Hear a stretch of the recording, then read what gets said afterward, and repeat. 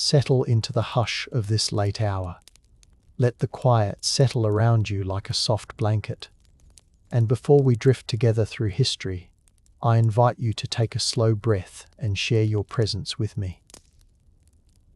Leave a comment with your city and the local time, a lantern glimmering in the comments that reminds us we are awake together in so many far-flung places.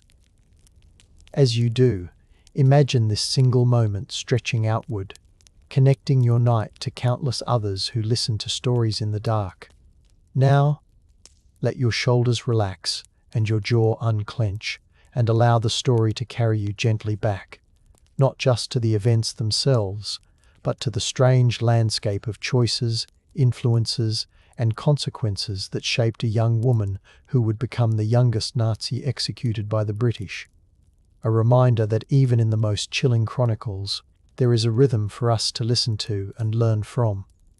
Picture the dim glow of an old railway station in northern Germany, March mist sliding across the platforms like breath on glass.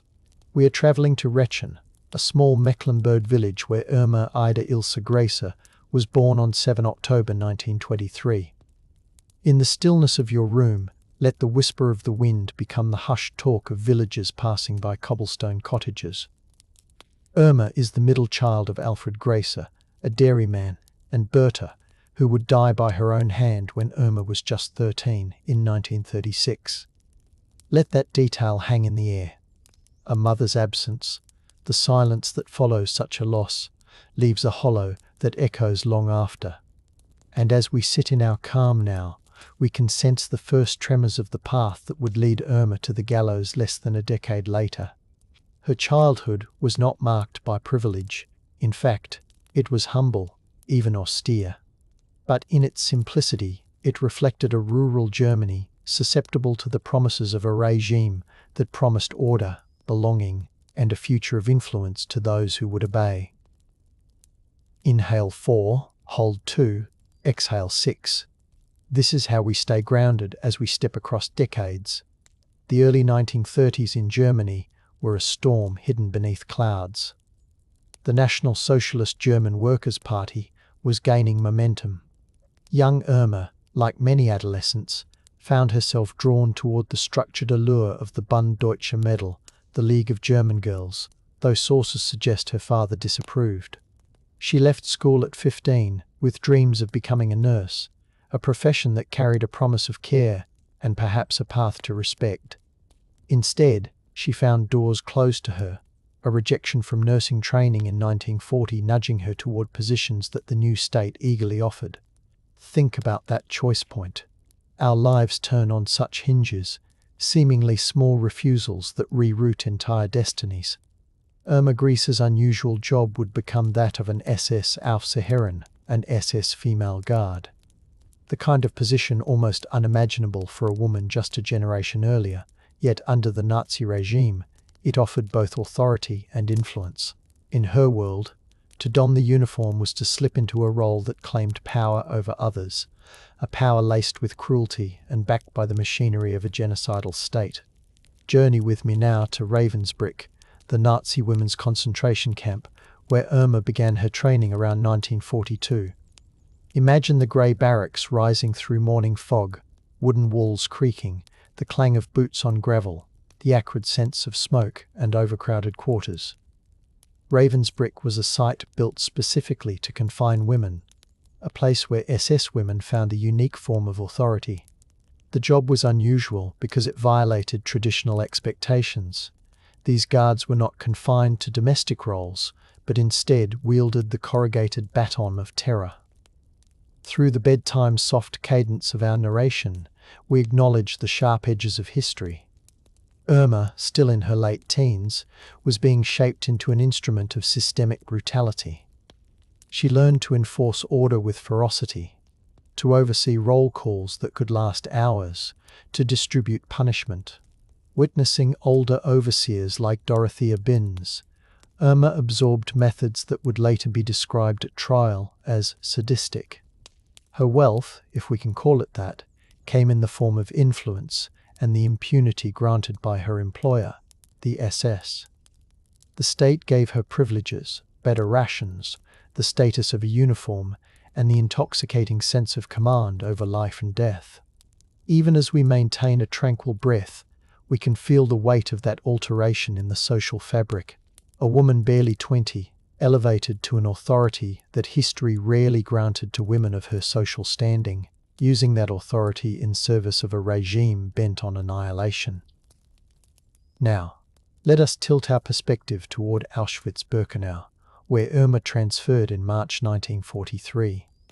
It is night in our narrative, stars overhead, but on the ground, floodlights glare across the barbed wire.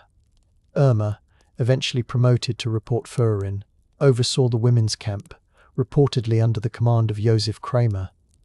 The unusual nature of her role becomes even more stark here. She supervised 30,000 women prisoners, not as a caretaker, but as a warden of torment. She handled selections for the gas chambers, walking alongside the SS doctors. Survivors later testified that she carried a whip woven with cellophane, that she set dogs on prisoners, that she used sexualized violence as a method of dominance.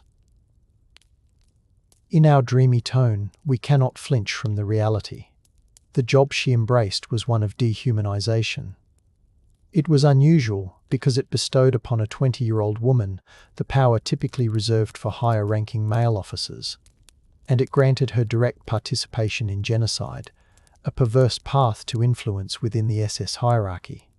She had access to confiscated belongings, to better food, to a semblance of luxury compared to the suffering around her. The wealth she experienced was built upon the looted possessions of deportees, the intangible wealth of unchecked power, and the macabre privilege of being able to inflict suffering without consequence. Until the war's tides turned. Keep your breath gentle. Visualize a lull in the chaos, a pause in the camp's machinery, perhaps late evening when the fires still glowed. Irma Grese, blonde, with a face that witnesses described as deceptively youthful, walked the camp with a swagger. She became known as the hyena of Auschwitz, a sobriquet that fused horror with disbelief that someone so young could be so ruthless. On April 1944, she was transferred to Bergen-Belsen, and then once more returned to Auschwitz before resuming in Belsen in early 1945 as the war neared its collapse. There, she continued her guard duties under Kramer. The unusual nature of her employment persisted. Women like Grese held supervisory roles over male capos. They directed other female guards. They could order corporal punishment. The influence they wielded was an aberration from traditional gender norms, but within the Nazi state it was intentionally crafted. A signal that even women could be integrated into the machinery of terror if they conformed to ideology. As we breathe quietly, we understand that the accumulation of such experiences forged the reputation that would shadow Irma Grese into the courtroom and eventually onto the gallows.